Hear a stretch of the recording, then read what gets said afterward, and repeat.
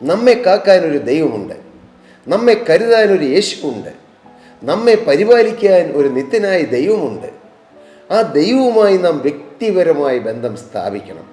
ഒറ്റ വാക്കിൽ പറഞ്ഞാൽ, മാനസാന്തരപ്പെട്ട വീണ്ടെടുക്കപ്പെട്ട ഓരോ വ്യക്തിയുടെയും അവകാശമാണ് ഈ തിരുവചനത്തിൽ എഴുതിയിരിക്കുന്നതും ഈ വാഗ്ദത്തങ്ങളെല്ലാം എന്ന് നാം വിശ്വസിച്ച് ഈ വചനത്തിൽ ആശ്രയിക്കുകയും ദൈവത്തിൻ്റെ വാഗ്ദത്തങ്ങളിൽ മുറുകെ പിടിക്കുകയും ചെയ്താൽ നമുക്ക് സമാധാനത്തോടെ ജീവിക്കാം.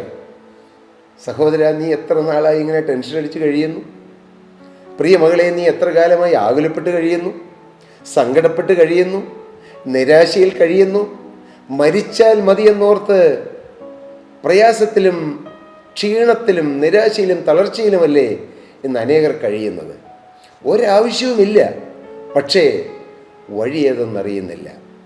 പട്ടണത്തിലേക്ക് പോകുന്ന വഴിയറിയാത്ത മൂഢന്മാർ തങ്ങളുടെ പ്രയത്നത്തിൽ നിഷ്ഫലരായിത്തീരുന്നു എന്ന ദൈവത്തിൻ്റെ വചനമുണ്ട്.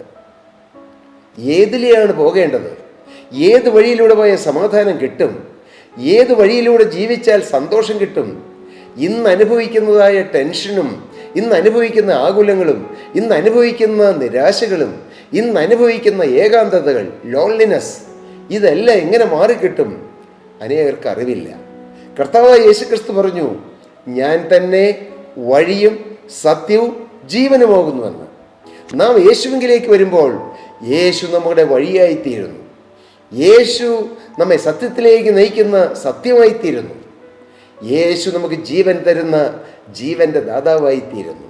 അങ്ങനെ വഴിയും സത്യവും ജീവനുമായ യേശു നയിക്കുന്ന, യേശു കരം പിടിച്ച് നടത്തുന്ന ആ ഭാഗ്യ അനുഭവത്തിലേക്ക് നാം വന്നാൽ നമ്മുടെ ജീവിതം ധന്യമാകും.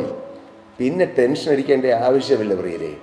ഏതെല്ലാം പ്രതിസന്ധികൾ ജീവിതത്തിൽ തെരുത്തുയർന്നു വന്നാലും എനിക്ക് യേശുവുണ്ട്, എൻ്റെ കാര്യം നോക്കാൻ എനിക്കൊരു അപ്പനുണ്ട്. ഞാൻ ഏത് പ്രതിസന്ധികളിലൂടെ പോയാലും എന്നെ സഹായിക്കാൻ സ്വർഗത്തിലെ അപ്പൻ എനിക്കുണ്ട്. ആ ഉറപ്പ് നിങ്ങൾ പ്രാപിക്കണം.